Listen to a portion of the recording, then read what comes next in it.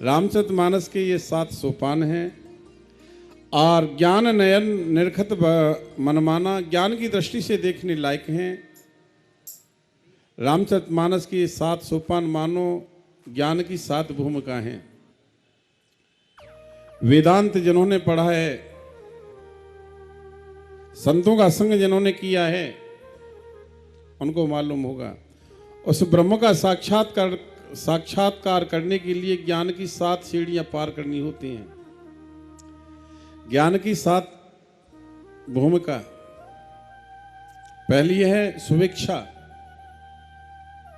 शुभेच्छा, जब हमारे मन में ये शुभ संकल्प आ जाए, शुभ इच्छा जाग जाए कि हमको राम कथा करानी है, भागवत करानी है,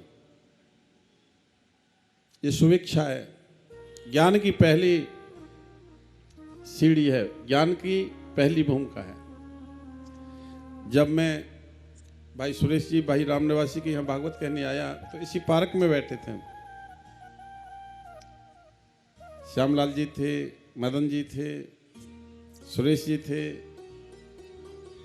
और महावीर जी थे, जगदीश जी थे, 4-5 लोग थे। अपना प्रस्ताव रखा। मैंने सोचा भाई पंचदीप मित्र मंडल वालों ने मुझे 12 वर्ष और एक 13 वर्ष जो पांडवों को अज्ञातवास भोगना पड़ा था, ये 13 वर्ष के बाद में मुझे दाखला देंगे यहाँ मिलकर के कथा कराने का। तो सही ठीक 13 वर्ष हो गए हैं और ये 13 वर्ष 12 वर्ष का वनवास और 1 वर्ष का अज्ञातवास। तो मैं विचार कर रहा था, अब की बार तो 13 वर्ष के बाद में नंबर आया, कहीं अगली बार 26 वर्ष ना निकल जाए। हाँ, पर ऐसा नहीं होगा। तो वहाँ जब इसकी चर्चा हुई तो मुझे ये ज्ञान की पहली भूमिका स्मरण हुआ, शुभेच्छा। जो 7 भूमिकाएं, पहली है शुभेच्छा, शुभेच्छा जागना।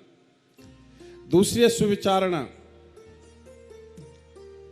तीसरी है तनुमानसा। चौथी है सत्वापत्ति, असंशक्ति, पदार्थ भाग और तुर्ज्ञा। अब तुलसी बाबा ने ये 7 कांड लिखे हैं, मानो यह ज्ञान की 7 भूमिकाएं। और 7 कांड जो लिखे, सबसे पहले 7 श्लोक लिखे। 7 श्लोक क्यों लिखे महाराज? 7 कांड की रचना क्योंकि मानो 7 वार होते हैं। कितने वार होते हैं? 7। इस राम कथा को प्रारंभ करने के लिए किसी वार की आवश्यकता नहीं है। जिस दिन तुम्हारे मन में भाव जाग जाए उसी दिन इसको प्रारंभ कर देना चाहिए। पहला भाव। दूसरा भाव ये भी है 7 श्लोक लिखने का, यहाँ 7 कांड लिखने का, कि राम कथा संगीतमयी कथा है। और संगीत जो जानते हैं उनको मालूम है, संगीत में कितने स्वर होते हैं? 7 स्वर होते हैं। इसलिए राम कथा को किसी भी स्वर में गा सकते हैं।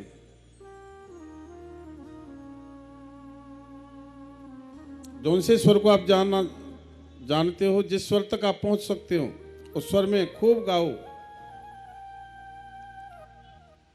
और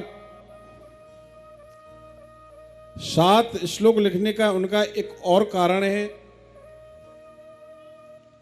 बोले भगवान नारायण के 10 अवतार प्रमुख हैं, वैसे तो 24 हैं, और भागवत जी में तो असंख्य लिख दिया, असंख्य अवतारस्य, लेकिन 10 अवतार प्रमुख हैं भगवान नारायण के। और उन 10 अवतारों में 7वां अवतार जो है वह राम जी का अवतार है, राम अवतार है। तुलसी बाबा ने सोचा मुझे रामचरित्र लिखना है, इसलिए 7वां अवतार है। इसलिए प्रारंभ में तुलसी बाबा ने यहां 7 श्लोक लिखे हैं। शायद यही भाव होगा 7 कांड लिखने का। और भी तुलसी बाबा का एक भाव था, बोले क्या? बोले सप्तद्वीपवती महिम, 7 द्वीप हैं और 7 कांड लिखे, और प्रारंभ में 7 श्लोक लिखने का उनका एक भाव था कि सप्तद्वीपवती महिम, 7 द्वीप हैं और मेरी ये राम कथा जो है 7 द्वीपों पर इस राम कथा का साम्राज्य हो जाना चाहिए, 7 द्वीपों पर ये राम कथा छा जाए। इसलिए 7 श्लोक लिखे प्रारंभ में, इसलिए 7 कांड की रचना की तुलसी बाबा ने। और भी 7 श्लोक लिखने का एक और कारण है, बोले क्या, तुलसी बाबा इस मानस की जब रचना कर रहे थे, रामचरित लिख रहे थे, तो संस्कृत भाषा में लिखते थे और दिन में लिखते और रात्रि में लुप्त हो जाते। जो भी रचना करते वह रात्रि में लुप्त हो जाती। अब तुलसी बाबा बड़े परेशान, और एक दिन भोले बाबा ने आकर के दर्शन दिया, रात्रि में स्वप्न में दर्शन दिया है। तुलसी बाबा बड़े दुखी थे और दुखी होकर के सो गए हैं। अब सोच रहे हैं, सोते समय जब सोने के लिए जा रहे हैं, नींद आंखों में है, विचार कर रहे थे, अरे मैं राम कथा लिखना चाहता हूं, लेकिन दिन में लिख देता हूं, रात्रि में लुप्त हो जाती है, क्या करना चाहिए। अब ऐसे विचार करते करते तुलसी बाबा सो गए। रात्रि में तुलसी बाबा को भगवान भोलेनाथ ने स्वप्न में दर्शन दिया और स्वप्न में दर्शन देकर के कहा, हे तुलसी जी, आप जो रामचरित्र रचना कर रहे हो ना, यह संस्कृत में इसकी रचना मत करो, इसकी रचना आप अपनी भाषा में करो, ग्राम्य भाषा में करो। और इतना कहा, और कहा ये जो तुम्हारी रचना है, यदि अपनी भाषा में इसकी रचना करोगे तो यह तुम्हारी रचना सामवेद के समान प्रसिद्धि पालेगी और सारे संसार में इसका यश छा जाएगा, तुम्हारी कविता का। इतना कहकर के भगवान भोलेनाथ अंतर्ध्यान हो गए। सुबह तुलसी बाबा जब जागे तो स्वप्न की बात याद आई, भगवान भोलेनाथ का ध्यान किया। अब यहां 7 श्लोक उन्होंने लिखे, क्योंकि संस्कृत तो देववाणी है और भोले बाबा ने कहा कि आपको रचना करनी ग्राम्य भाषा में, अपनी भाषा में, अवधी भाषा में। अब 7 कांड उन्होंने लिखे, इसीलिए एक एक कांड का एक एक श्लोक प्रारंभ में 7 श्लोक लिख करके और देव भाषा को विराम दे दिया, संस्कृत भाषा को विराम दे दिया, और फिर अपनी भाषा में इस मानस की रचना की। तो पहला श्लोक है, जिन्होंने रामायण का पाठ किया या जो रामायण पढ़ते रहते हैं उनको मालूम है, इसलिए मैं कह रहा था अपने साथ छोटा सा गुटका लेकर के आया करो। अब पहला श्लोक है, वर्णानामर्थ संहानाम रसानाम छंदसामपि मंगलानाम च करतारो वंदे वाणी विनायको। वंदे वाणी विनायक। अब ये प्रवेश कर रहे हैं मानस में।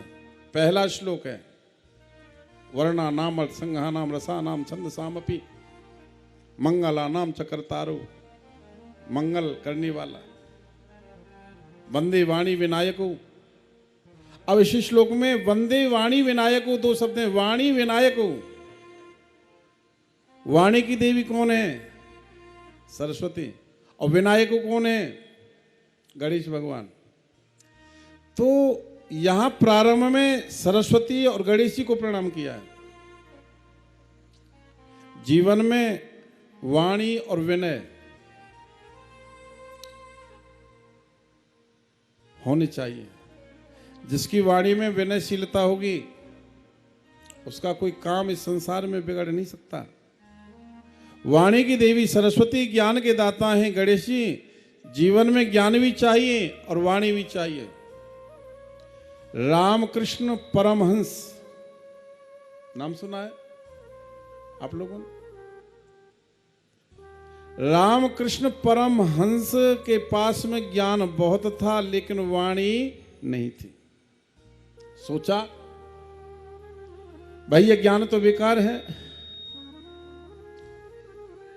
मुझे कोई ऐसा चेला मिले जो ज्ञान में उसको दे दूं। अब चेला ढूंढा, चेला मिल गया नरेंद्र नाम का बालक, आगे चल करके जिसका नाम हुआ विवेकानंद। रामकृष्ण परमहंस काली के उपासक थे, ज्ञान बहुत था लेकिन वाणी नहीं थी। चेला मिला, वह ज्ञान दिया, विवेकानंद जी की ओजस्वी वाणी और रामकृष्ण परमहंस का दिव्य ज्ञान जब दोनों मिले, चेला की वाणी और गुरु का ज्ञान जब मिले तो क्रांति ले आए। कौन नहीं जानता आज विवेकानंद जी के नाम को, कौन नहीं जानता रामकृष्ण परमहंस जी के नाम को, कौन नहीं जानता। इसलिए सज्जनों, जीवन में ज्ञान भी चाहिए और वाणी भी चाहिए। ज्ञान के दाता हैं कौन? गणेश जी, और वाणी की दात्री हैं मां सरस्वती।